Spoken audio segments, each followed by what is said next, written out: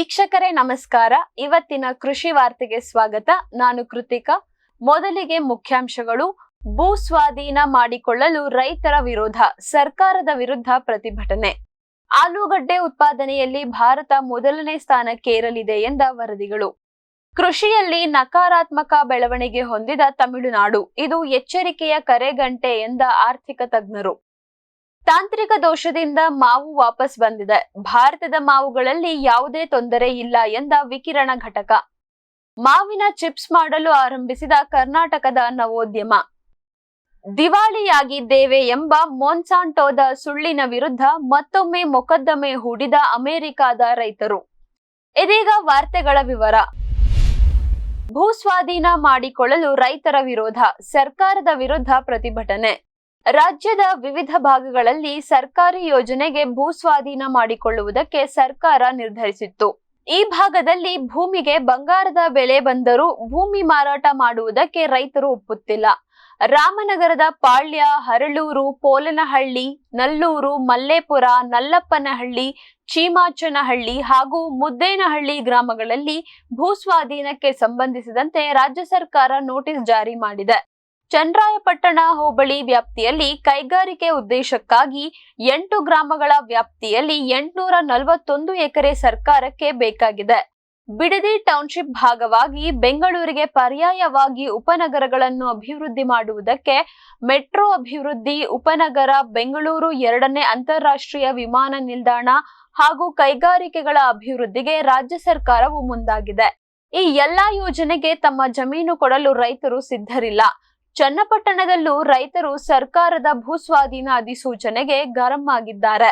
ಅಲ್ಲಿ 13 ಹಳ್ಳಿಗಳ 1777 ಎಕರೆ ಭೂಸ್ವಾಧೀನ ಮಾಡಿಕೊಳ್ಳುವುದನ್ನು ವಿರೋಧಿಸಿ ಬೃಹತ್ ಪ್ರತಿಭಟನೆಯನ್ನು ನಡೆಸಲಾಗಿತ್ತು. ಆಗ ರೈತರ ಒತ್ತಾಯಕ್ಕೆ ಮಣಿದು ಸರ್ಕಾರ ಯೋಜನೆಗಳನ್ನು ಕೈಬಿಡುತ್ತೇನೆ, ನಿಮ್ಮ ಜಮೀನನ್ನು ಸ್ವಾಧೀನ ಮಾಡಿಕೊಳ್ಳುವುದಿಲ್ಲ ಎಂದಿತ್ತು. ಆದರೆ ಇದೀಗ ಮತ್ತೊಮ್ಮೆ ಜಮೀನು ಬಿಟ್ಟುಕೊಡಿ ಎಂದು ನೋಟಿಸ್ ಕೊಟ್ಟಿರುವುದರಿಂದ ರೈತರು ಪುನಃ ಪ್ರತಿಭಟನೆ ಮಾಡುತ್ತಿದ್ದಾರೆ. ಆಲೂಗಡ್ಡೆ ಉತ್ಪಾದನೆಯಲ್ಲಿ ಭಾರತ ಮೊದಲನೇ ಸ್ಥಾನಕ್ಕೇರಲಿದೆ ಎಂದ ವರದಿಗಳು. ಸದ್ಯಕ್ಕೆ ಭಾರತ ವಾರ್ಷಿಕವಾಗಿ 60 ಮಿಲಿಯನ್ ಟನ್ ಆಲೂಗಡ್ಡೆಯನ್ನು ಉತ್ಪಾದಿಸುತ್ತದೆ. ಚೀನಾ ಬಿಟ್ಟರೆ ನಮ್ಮಲ್ಲೇ ಅತಿ ಹೆಚ್ಚಾಗಿ ಇದನ್ನು ಬೆಳೆಯಲಾಗುತ್ತದೆ. ಆಲೂಗಡ್ಡೆ ಸೇವನೆಯಲ್ಲೂ ಚೀನಾಗೆ ಮೊದಲ ಸ್ಥಾನ, ನಮಗೆ 2ನೇ ಸ್ಥಾನ. ಭಾರತದಲ್ಲಿ ರೈತರು ಹಲವಾರು ಸಮಸ್ಯೆಗಳನ್ನು ಎದುರಿಸುತ್ತಿದ್ದಾರೆ. ಸರಿಯಾದ ಬಿತ್ತನೆ ಗಡ್ಡೆ ಸಿಗದಿರುವುದರಿಂದ ನಮ್ಮ ಒಟ್ಟಾರೆ ಇಳುವರಿ ಕಡಿಮೆ ಆಗುತ್ತಿದೆ ಎಂದು ವಿಜ್ಞಾನಿಗಳು ಅಂದಾಜಿಸಿದ್ದರು. ಇದಕ್ಕಾಗಿ ಪೆರು, ಮೆಕ್ಸಿಕೋ ಮತ್ತಿತರ ರಾಷ್ಟ್ರಗಳ ವಿಜ್ಞಾನಿಗಳ ಜೊತೆಗೆ ಸೇರಿಕೊಂಡು ಹಲವಾರು ಸಂಶೋಧನೆಗಳನ್ನು ಕೈಗೊಳ್ಳಲಾಗಿತ್ತು. ಆಲೂಗಡ್ಡೆಯಲ್ಲಿ ಏರೋಫೋನಿಕ್ಸ್, ನಿಜ ಬೀಜ, ಅಂಗಾಂಶ ಕೃಷಿಯಿಂದ ತಯಾರಾದ ಸಸಿಗಳಂತ ಆಧುನಿಕ ತಂತ್ರಜ್ಞಾನವನ್ನು ರೈತರ ಹೊಲಗಳ ತನಕ ಯಶಸ್ವಿಯಾಗಿ ತರಲಾಗಿದೆ. ಇದರಿಂದ ಒಟ್ಟಾರೆ ಇಳುವರಿ ಹೆಚ್ಚಾಗತೊಡಗಿದೆ. ಆಲೂಗಡ್ಡೆ ವಿಷಯದಲ್ಲಿ ಭಾರತದಲ್ಲಿ ಕಳೆದ ಕೆಲ ವರ್ಷಗಳಿಂದ ಆಗಿರುವ ಬೆಳವಣಿಗೆ, ಬದಲಾವಣೆ ಮತ್ತು ಹೆಚ್ಚಾಗುತ್ತಿರುವ ಇಳುವರಿಯ ಬಗ್ಗೆ ಪೆರುವಿನ ಸೆಂಟ್ರೋ ಇಂಟರ್ನ್ಯಾಸಿಯೋನಲ್ ಡಿ ಲೆ ಪಾಪಾ ಸಂಸ್ಥೆ ಅಧ್ಯಯನ ನಡೆಸಿ ವರದಿ ನೀಡಿದೆ. ಈ ವರದಿಯಲ್ಲಿ ಮುಂದಿನ 20 ವರ್ಷಗಳಲ್ಲಿ ಭಾರತದ ಒಟ್ಟಾರೆ ಆಲೂಗಡ್ಡೆ ಉತ್ಪಾದನೆ 100 ಮಿಲಿಯನ್ ಟನ್ ದಾಟಲಿದೆ. ಭಾರತ ವಿಶ್ವದಲ್ಲೇ ಅತಿ ಹೆಚ್ಚು ಆಲೂಗಡ್ಡೆ ಉತ್ಪಾದಿಸುವ ರಾಷ್ಟ್ರವಾಗಲಿದೆ ಎಂದು ತಿಳಿಸಿದೆ. ಅನ್ನದಾತ ಸುಖೀಭವ ಯೋಜನೆ ಬಗ್ಗೆ ಸ್ಪಷ್ಟನೆ ನೀಡಿ ಎಂದ ಆಂಧ್ರದ ರೈತರು. ರಾಜ್ಯದ ಬಡ ರೈತರಿಗೆ ಹಣಕಾಸಿನ ನೆರವು ನೀಡಲು 2025ರ ಆರಂಭದಲ್ಲಿ ಆಂಧ್ರಪ್ರದೇಶ ಸರ್ಕಾರ ಅನ್ನದಾತ ಸುಖೀಭವ ಯೋಜನೆಯನ್ನು ಆರಂಭಿಸಿತ್ತು. ಇದರ ಪ್ರಕಾರ ರೈತರಿಗೆ ಬಿತ್ತನೆ ಕಾರ್ಯ ಆರಂಭವಾಗುವ ಮೊದಲು 3 ಕಂತುಗಳಲ್ಲಿ ಒಟ್ಟಾರೆ 20,000 ರೂಪಾಯಿ ಸಿಗಬೇಕು. ಯೋಜನೆಯನ್ನು ಘೋಷಿಸಿ 6 ತಿಂಗಳಾಗುತ್ತಾ ಬಂದಿದೆ. ಮುಂಗಾರು ಇನ್ನೇನು ಬರಲಿದೆ. ಈಗಾಗಲೇ ಕೃಷಿ ಚಟುವಟಿಕೆಗಳು ಆರಂಭವಾಗಿವೆ. ಆದರೆ ಸರ್ಕಾರ ಮಾತ್ರ ಈ ಯೋಜನೆ, ಅದರ ಅನುಷ್ಠಾನ, ಯಾವಾಗ ಹಣ ಬರುತ್ತದೆ ಎಂಬುದರ ಬಗ್ಗೆ ಮಾಹಿತಿ ನೀಡುತ್ತಿಲ್ಲ. ಈ ಯೋಜನೆಯನ್ನು ಘೋಷಿಸುವಾಗ ಬಾಡಿಗೆಗೆ ಜಾಗ ಹಿಡಿದು ಭತ್ತ ಬೆಳೆಯುವ ರೈತರನ್ನು ಸರ್ಕಾರ ಗಣನೆಗೆ ತೆಗೆದುಕೊಂಡಿತ್ತು. ಬಾಡಿಗೆ ಜಮೀನು ಹಿಡಿಯಲು ಮತ್ತು ಬೇಕಾದ ಬೀಜ, ಗೊಬ್ಬರಗಳನ್ನು ಖರೀದಿಸಲು ಸರ್ಕಾರ ನೀಡಲಿರುವ 20,000 ಸಹಾಯ ಮಾಡುತ್ತಿತ್ತು. ಆದರೆ ಇದುವರೆಗೆ ಸರ್ಕಾರ ಏನನ್ನೂ ಹೇಳದೇ ಇರುವುದು ಎಲ್ಲರಿಗೂ ಗೊಂದಲ ಮೂಡಿಸಿದೆ. ಈ ಕೂಡಲೇ ಸರ್ಕಾರ ಅನ್ನದಾತ ಸುಖೀಭವ ಯೋಜನೆ ಬಗ್ಗೆ ಸ್ಪಷ್ಟನೆ ನೀಡಬೇಕು ಎಂದು ಆಂಧ್ರಪ್ರದೇಶದ ರೈತರು ಸರ್ಕಾರವನ್ನು ಕೋರಿಕೊಂಡಿದ್ದಾರೆ. ಕೃಷಿಯಲ್ಲಿ ನಕಾರಾತ್ಮಕ ಬೆಳವಣಿಗೆ ಹೊಂದಿದ ತಮಿಳುನಾಡು, ಇದು ಎಚ್ಚರಿಕೆಯ ಕರೆ ಗಂಟೆ ಎಂದ ಆರ್ಥಿಕ ತಜ್ಞರು. ಹಿಂದಿನ ಹಣಕಾಸು ವರ್ಷದಲ್ಲಿ ತಮಿಳುನಾಡು ದೇಶದಲ್ಲೇ ಅತಿ ಹೆಚ್ಚು ಆರ್ಥಿಕ ಬೆಳವಣಿಗೆ ಹೊಂದಿದ ರಾಜ್ಯವಾಗಿತ್ತು. 2023-24ಕ್ಕೆ ಹೋಲಿಸಿದರೆ 2024-25ರಲ್ಲಿ ತಮಿಳುನಾಡು ಶೇಕಡ 9.69ರಷ್ಟು ಹೆಚ್ಚು ವ್ಯವಹಾರವನ್ನು ಮಾಡಿತ್ತು. ಆದರೆ ಕಳೆದ 8 ವರ್ಷಗಳಲ್ಲಿ ಇದೇ ಮೊದಲ ಬಾರಿಗೆ ರಾಜ್ಯದಲ್ಲಿ ಕೃಷಿ ಕ್ಷೇತ್ರ ನಕಾರಾತ್ಮಕ ಬೆಳವಣಿಗೆಯನ್ನ ಹೊಂದಿದೆ. 2023-24ರಲ್ಲಿ ರಾಜ್ಯದ ಕೃಷಿ ಕ್ಷೇತ್ರ ಸುಮಾರು 1.49 ಲಕ್ಷ ಕೋಟಿ ರೂಪಾಯಿಯಷ್ಟು ಗಳಿಸಿತ್ತು. ಆದರೆ 2024-25ರಲ್ಲಿ ಈ ಮೌಲ್ಯ 1.48 ಲಕ್ಷಕ್ಕೆ ಇಳಿದಿದೆ. ಸರಿಸುಮಾರು 0.9% ಕೃಷಿ ಕ್ಷೇತ್ರದ ಕೊಡುಗೆ ಕಡಿಮೆಯಾಗಿದೆ. ಭಾರತದ ಒಟ್ಟಾರೆ ಜಿಡಿಪಿಯಲ್ಲಿ ಹಿಂದಿನ ವರ್ಷ ಕೃಷಿ ಕ್ಷೇತ್ರದ ಕೊಡುಗೆ ಹೆಚ್ಚಿದೆ. ಉತ್ತಮ ಮುಂಗಾರಿನ ಫಲಿತವಾಗಿ ನಮ್ಮ ದೇಶದಲ್ಲಿ ಕೃಷಿ ಕ್ಷೇತ್ರ ಶೇಕಡ 3ರಷ್ಟು ಹೆಚ್ಚು ವ್ಯವಹಾರ ನಡೆಸಿತ್ತು. ದೇಶದೆಲ್ಲೆಡೆ ಕೃಷಿ ಮುಂದುವರಿಯುತ್ತಿದ್ದರೆ ತಮಿಳುನಾಡಿನಲ್ಲಿ ಹಿಂದೆ ಬೀಳುತ್ತದೆ. ಇದು ರಾಜ್ಯದ ಒಟ್ಟಾರೆ ಬೆಳವಣಿಗೆಗೆ ಔಚಿತ್ಯವಲ್ಲ ಎಂದು ತಜ್ಞರು ಅಭಿಪ್ರಾಯಪಟ್ಟಿದ್ದಾರೆ. ಇದೀಗ ಒಂದು ವಾಣಿಜ್ಯ ವಿರಾಮ. ಸಮೃದ್ಧ ಸಾವಯವ ಗೊಬ್ಬರ, ಎಂಎಸ್ಜಿಪಿ ಮತ್ತು ಕೆಸಿಡಿಸಿ ಉತ್ಪಾದನೆ, ಫಾರ್ಮ್ ಟಿವಿಯಿಂದ ಸರಬರಾಜು. ಅತಿ ಕಡಿಮೆ ಬೆಲೆಗೆ ಅತ್ಯುತ್ತಮ ಗೊಬ್ಬರ. ಇಲ್ಲ ಭಾರಲೋಹ, ಕೃಷಿ ವಿಶ್ವವಿದ್ಯಾಲಯದಿಂದ ಪರೀಕ್ಷಿತ ಸಾವಯವ ಇಂಗಾಲ, ಎನ್ಪಿಕೆ, ಪಿಎಚ್, ಇಸಿ ಎಲ್ಲ ನಿಗದಿತ ಮಿತಿಯಲ್ಲಿ. ಅಡಿಕೆ, ತೆಂಗು, ಬಾಳೆ, ಕಾಫಿ, ದಾಳಿಂಬೆ, ದ್ರಾಕ್ಷಿ, ಕಬ್ಬು, ಭತ್ತ, ಜೋಳ, ಹತ್ತಿ ಹೀಗೆ ಎಲ್ಲಾ ಬೆಳೆಗಳಿಗೂ ಪ್ರಶಸ್ತ.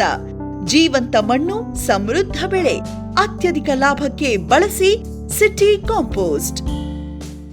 ಬ್ಯಾರಿಕ್ ಸೆಂಟರ್ ಫೆರ್ಮೋನ್ ಟ್ರಾಪ್ಸ್ನೊಂದಿಗೆ ರೇನೋಸಾರಸ್ ದುಂಬಿ ಮತ್ತು ಕೆಂಪು ಮೂತಿ ಹುಳುಗಳಿಂದ ತೆಂಗು, ತಾಳೆ, ಅಡಿಕೆ ಮರಗಳ ಸಂರಕ್ಷಣೆ. ತರಕಾರಿ ಮತ್ತು ಹಣ್ಣಿನ ಬೆಳೆಗಳಲ್ಲಿ ಹಣ್ಣಿನ ನೊಣಗಳ ನಿಯಂತ್ರಣಕ್ಕೆ ಬ್ಯಾರಿಕ್ ಸ್ಕ್ಯಾಚ್ ಫ್ರೂಟ್ ಫ್ಲೈ ಹಾಗೂ ವೆಜಿಟೇಬಲ್ ಫ್ಲೈ ಟ್ರ್ಯಾಪ್. ರಸ ಹೀರುವ ಕೀಟಗಳನ್ನು ಹಿಡಿಯಲು ಬಣ್ಣದ ಕ್ರೋಮ್ಯಾಟಿಕ್ ಸ್ಟಿಕ್ಕಿ ಟ್ರ್ಯಾಪ್ಸ್.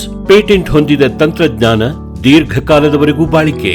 ಕೀಟನಾಶಕಗಳಿಗೆ ಪರ್ಯಾಯ, ಪರಿಸರಕ್ಕೆ ಪೂರಕ. ಸುಸ್ಥಿರ ಸಾವಯವ ಕೃಷಿಗಾಗಿ ಬ್ಯಾರಿಕ್ಸ್.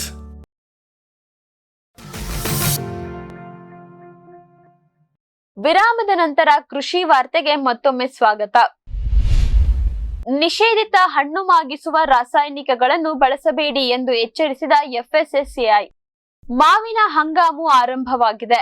ಅದೇ ರೀತಿ ನಿಷೇಧಿತ ಮಾಗಿಸುವ ರಾಸಾಯನಿಕಗಳನ್ನು ರೈತರು ಮತ್ತು ವ್ಯಾಪಾರಿಗಳು ಬಳಸುತ್ತಿರುವ ಪ್ರಕರಣಗಳು ಕೂಡ ಅಲ್ಲಲ್ಲಿ ದಾಖಲಾಗಿವೆ. ಈ ಮೊದಲು ಕ್ಯಾಲ್ಸಿಯಂ ಕಾರ್ಬೈಡ್ ಅನ್ನು ಹಣ್ಣಾಗಿಸಲು ಅತಿ ಹೆಚ್ಚಾಗಿ ಉಪಯೋಗಿಸಲಾಗುತ್ತಿತ್ತು. ಆದರೆ ಇದರಿಂದ ಮಾನವನ ಆರೋಗ್ಯದ ಮೇಲಾಗುತ್ತಿರುವ ಗಂಭೀರ ಪರಿಣಾಮಗಳನ್ನು ಪರಿಗಣನೆಗೆ ತೆಗೆದುಕೊಂಡು ಕ್ಯಾಲ್ಸಿಯಂ ಕಾರ್ಬೈಡ್ ಅನ್ನು 2011ರಲ್ಲಿ ನಿಷೇಧಿಸಲಾಗಿದೆ. ಪ್ರಮಾಣಿತ ಕಾರ್ಯಾಚರಣೆಯ ವಿಧಾನ ಅಥವಾ ಸ್ಟ್ಯಾಂಡರ್ಡ್ ಆಪರೇಷನ್ ಪ್ರೊಸೀಜರ್ ಅನ್ನು ಗೊತ್ತು ಮಾಡಿ ಇಥಿಲಿನ್ ಅನಿಲ ಬಿಡುಗಡೆ ಮಾಡುವ ಇಥೆಫಾನ್ ಅನ್ನು ಮಾತ್ರ ಹಣ್ಣನ್ನು ಮಾಗಿಸಲು ಬಳಸಲು ಎಫ್ಎಸ್ಎಸ್ಎಐ ಒಪ್ಪಿಗೆ ನೀಡಿದೆ. ಆದರೆ ಇವತ್ತಿಗೂ ಕೂಡ ಹಲವಾರು ವ್ಯಾಪಾರಿಗಳು ಮಾವನ್ನು ಹಣ್ಣಾಗಿಸಲು ಕ್ಯಾಲ್ಸಿಯಂ ಕಾರ್ಬೈಡ್ ಅನ್ನು ಉಪಯೋಗಿಸುತ್ತಾರೆ. ಕೃತಕ ಬಣ್ಣ ಮತ್ತು ಅನುಮತಿ ಇಲ್ಲದ ಮೇಣವನ್ನು ಲೇಪಿಸಲಾಗುತ್ತಿದೆ. ಇದೆಲ್ಲವನ್ನು ತಡೆಯಲು ಸೂಕ್ತ ಕ್ರಮ ಕೈಗೊಳ್ಳುವಂತೆ food safety standard authority of India ಎಲ್ಲ ರಾಜ್ಯ ಮತ್ತು ಕೇಂದ್ರಾಡಳಿತ ಪ್ರದೇಶಗಳಿಗೆ ಕರೆ ನೀಡಿದೆ.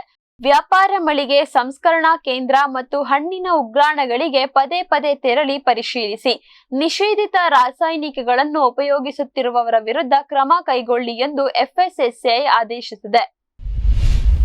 ತಾಂತ್ರಿಕ ದೋಷದಿಂದ ಮಾವು ವಾಪಸ್ ಬಂದಿದೆ. ಭಾರತದ ಮಾವುಗಳಲ್ಲಿ ಯಾವುದೇ ತೊಂದರೆ ಇಲ್ಲ ಎಂದ ವಿಕಿರಣ ಘಟಕ. ಮುಂಬೈ ವಿಕಿರಣ ಘಟಕದಲ್ಲಿ ಮೇ 8 ಮತ್ತು 9ರಂದು ರೇಡಿಯೇಷನ್ ಮಾಡಿಸಿಕೊಂಡು ಅಮೆರಿಕದ animal and plant health inspection service ಅವರ ಬಳಿ ಪ್ರಮಾಣ ಪತ್ರ ಪಡೆದುಕೊಂಡು 15 ಕಂಟೈನರ್ ಮಾವು ಅಮೆರಿಕಾಗೆ ಹೋಗಿತ್ತು. ಅಲ್ಲಿನ ಬಂದರಿನಲ್ಲಿ ಇದನ್ನು ತಡೆದು ವಾಪಸ್ ಕಳಿಸಿದ ಬಗ್ಗೆ ನಾವು ವರದಿ ಮಾಡಿದ್ದೆವು. ಇದೀಗ ವಿಕಿರಣ ಘಟಕದ ಉಸ್ತುವಾರಿಗಳು ಈ ಘಟನೆಯ ಬಗ್ಗೆ ಮೌನ ಮುರಿದಿದ್ದು, ವ್ಯಾಪಾರಿಗಳಿಗೆ ಆದ ನಷ್ಟಕ್ಕೆ ನಮ್ಮ ಘಟಕದಲ್ಲಿ ಆದ ತಾಂತ್ರಿಕ ದೋಷ ಕಾರಣ ಎಂದು ಒಪ್ಪಿಕೊಂಡಿದ್ದಾರೆ. ಮೇ 8 ಮತ್ತು 9ರಂದು ವಿಕಿರಣ ಘಟಕದ ಕಡೆಯಿಂದ ದತ್ತಾಂಶವನ್ನು ನಮೂದಿಸುವಾಗ ತಪ್ಪಾಗಿದೆ. ಇದರಿಂದ ಅಮೆರಿಕಾದಲ್ಲಿ ಭಾರತದ ಮಾವುಗಳನ್ನು ತಿರಸ್ಕರಿಸಿ ವಾಪಸ್ ಕಳಿಸಲಾಗಿತ್ತು. ತೊಂದರೆ ಏಕೆ ಬಂತು ಎನ್ನುವುದರ ಬಗ್ಗೆ ತನಿಖೆ ನಡೆಯುತ್ತಿದೆ. ಆದರೆ ತಾಂತ್ರಿಕ ದೋಷವನ್ನು ಸರಿ ಮಾಡಲಾಗಿದೆ ಎಂದು ಅಧಿಕಾರಿಗಳು ತಿಳಿಸಿದ್ದಾರೆ. ಮಾವಿನ ಚಿಪ್ಸ್ ಮಾಡಲು ಆರಂಭಿಸಿದ ಕರ್ನಾಟಕದ ನವೋದ್ಯಮ. ಇತ್ತೀಚೆಗೆ ವ್ಯಾಕ್ಯೂಮ್ ಫ್ರೈಡ್ ಚಿಪ್ಸ್ಗಳಿಗೆ ಹೆಚ್ಚಿನ ಬೇಡಿಕೆ ಬರುತ್ತಿದೆ. ಕಡಿಮೆ ತಾಪಮಾನದಲ್ಲಿ, ಗಾಳಿ ಇಲ್ಲದ ವಾತಾವರಣದಲ್ಲಿ ಎಣ್ಣೆಯಲ್ಲಿ ಕರಿಯುವುದರಿಂದ ತರಕಾರಿ ಮತ್ತು ಹಣ್ಣುಗಳನ್ನು ಚಿಪ್ಸ್ ಮಾಡಿದಾಗ ಅವುಗಳ ಪೌಷ್ಟಿಕಾಂಶ ಕಡಿಮೆಯಾಗುವುದಿಲ್ಲ. ಜೊತೆಗೆ ಸಾಮಾನ್ಯ ಕುರುಕಲು ತಿಂಡಿಗಳಿಗಿಂತ ಇವು ಹೆಚ್ಚಿಗೆ ತಾಳಿಕೆ ಬರುತ್ತವೆ. ಈ ತಂತ್ರಜ್ಞಾನವನ್ನು ಬಳಸಿಕೊಂಡು ಕುಂದಾಪುರದಲ್ಲಿ ಗೋಕುಲ್ ಫ್ರೂಟ್ಸ್ ಪ್ರೈವೇಟ್ ಲಿಮಿಟೆಡ್ ಕಂಪನಿಯು ಹಲವಾರು ಹಣ್ಣು, ತರಕಾರಿ ಮತ್ತು ಕಾಳುಗಳ ಚಿಪ್ಸ್ ಮತ್ತು ಕುರುಕಲು ತಿಂಡಿಯನ್ನು ತಯಾರಿಸುತ್ತಿದೆ. ಮಾವಿನ ಹಂಗಾಮಿನಲ್ಲಿ ಅಪಾರ ಪ್ರಮಾಣದ ಹಣ್ಣುಗಳು, ಅದರಲ್ಲೂ ಸ್ಥಳೀಯ ತಳಿಗಳು ಕೊಳ್ಳುವವರಿಲ್ಲದೆ ಹಾಳಾಗತೊಡಗಿದ್ದನ್ನು ಗಮನಿಸಿದ ಈ ನವೋದ್ಯಮ ವ್ಯಾಕ್ಯೂಮ್ ಫ್ರೈಯಿಂಗ್ ತಂತ್ರಜ್ಞಾನವನ್ನು ಇಲ್ಲಿ ಅಳವಡಿಸಿದೆ. ಸ್ಥಳೀಯವಾಗಿ ಸಿಗುವ 2 ಮಾವಿನ ತಳಿಗಳಿಂದ ಚಿಪ್ಸ್ ತಯಾರಿಸಲಾಗಿದೆ. ಆರಂಭದಲ್ಲಿ ಹಿಂಜರಿದರೂ ಜನರು ಮಾವಿನ ಚಿಪ್ಸ್ಗಳನ್ನು ಇಷ್ಟಪಡತೊಡಗಿದ್ದಾರೆ.